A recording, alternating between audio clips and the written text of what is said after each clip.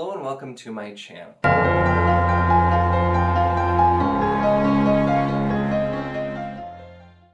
In this video I'm going to be discussing The Burning Stone by Kate Elliott, book 3 in the Crown of Stars series. Before we get started, I do want to note, check the description for a link to the Discord for this channel if you do want to join the discussion about books, this one or any other things in general. There's quite a lot of fun discussion there. Make sure to give the video a like and don't forget to subscribe if you want to see more of my content. With that, let's jump into the review. So, book 3 of The Crown of Stars, and now if you're watching this, you probably have seen my last 2 reviews and know that I am huge on this series. I really enjoy Kate Elliott's writing, and she's an author I've just been so impressed with since discovering her with King's Dragon, the first book of Crown of Stars. Now, The Burning Stone, being book 3, is starting to get into that kind of middle territory, and I noted with the first book it was very slow. The second book I thought was just so good with everything, the way it was written, the scene transitions, the way everything kind of wound together. The Burning Stone is where we're starting to wind back out and really broaden a whole lot more. So this book I did have some issues with early on just because it didn't feel nearly as connected as book 2, and that's more so because book 2 was exceptionally good, and it was so good with the way that that was done that this isn't bad. It just was, you know, when you're comparing it to book 2, which did it so well, I noticed a lot more, but also this does take the world and continue to expand it. Something I really enjoyed, where she finds a way to create an extremely detailed world and then expand on it a little bit in each book. Book 1, we started to see a little bit of the Ica, and even then we had mentioned the Cuman raiders coming from the east. We know there are other places to the south as well, and we know there are mystical other races like the Aoi, called the Lost Ones, who essentially were elves that were no longer on the world. And books 2 and then especially 3 really start to expand on those themes. We actually see characters and go over to the east with a different group of people and these really violent raiders and have battles there. We have lots of action going on in the south in the kingdom of Aosta as well, getting to see new characters there and get some other information there coming on. And we start to get even more of the Ica up in the north in the icy fjords and looking a ton more at these different areas. So there's a lot going on.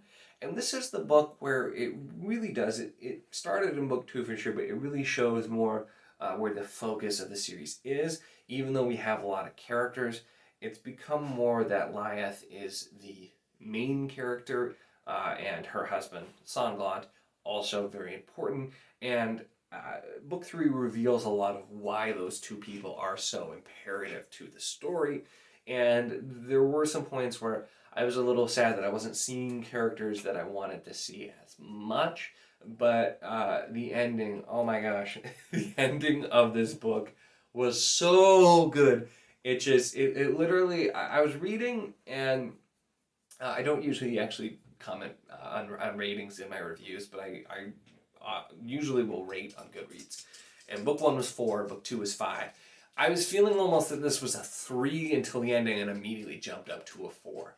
Definitely some things that I would have liked to be a little bit different, but the ending just made up for so much of it. And I do, like I said, I really get why this was moved a little slower, had less interconnectivity, and still Elliot does manage to kind of weave most of the story back into the same place for the finale, which was, once again, fantastic. And I wish these books weren't so darn long because I really want to finish the series, but I have 4 more books left of the 7, and they're all at least like 800 pages in dense, slow-paced fantasy, so I am enjoying it so much, but it takes a while to get through, unfortunately, too.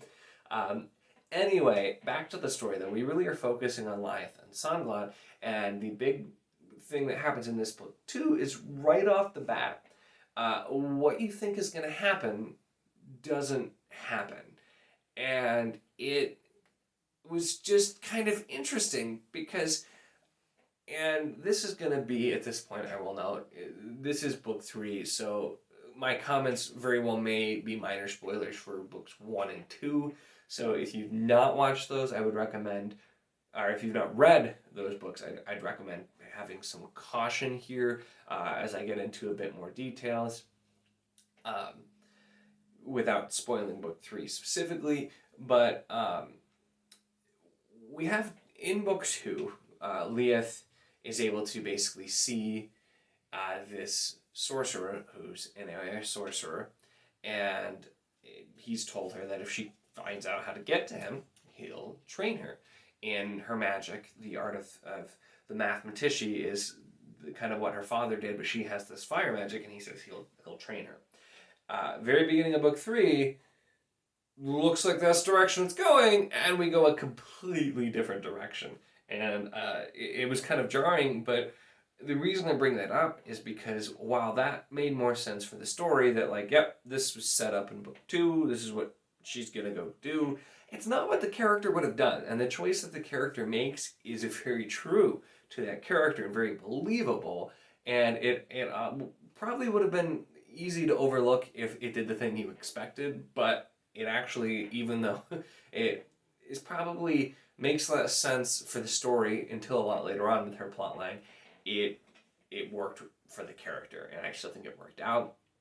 We do get to learn a ton more about the mathematician in this book, and I really also learn what the overall plot is going to be, what the end game is. There have been little hints here and there, but book 3 is where we actually really get the setup, where it's kind of flat out said, here's what's happening, here's what the Crown of Stars is, what it means, and Leith, here's the secrets of your past that you don't know. And Sandglot, we find it sounds like we're going to start learning a lot more about him as well, but there are so many things that were just kind of accepted, taken for granted in the world that we come to find out are actually different, and I'm so excited to read the next book after some of the things that happen. Another thing I do want to mention is this continues to delve into the look at religions shifting and changing, and the church is very, very important to these books in kind of the medieval setting. I've commented before, it's based largely on Catholicism from the look of it, but it's expanded on so many different directions.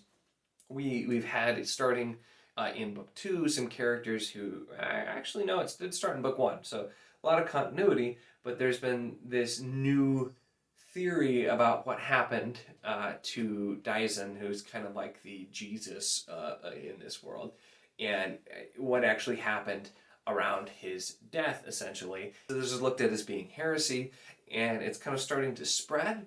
And also, it's so interesting the way that this book uses religion, because you never really know what is true or not, because you see all these different religions. You have the main one, but there are lots of mentions throughout that in different areas you still have people who kind of worship the old gods, which once again is very realistic, but you also have other cultures who have completely different worship systems. And we know to an extent at least some things are true.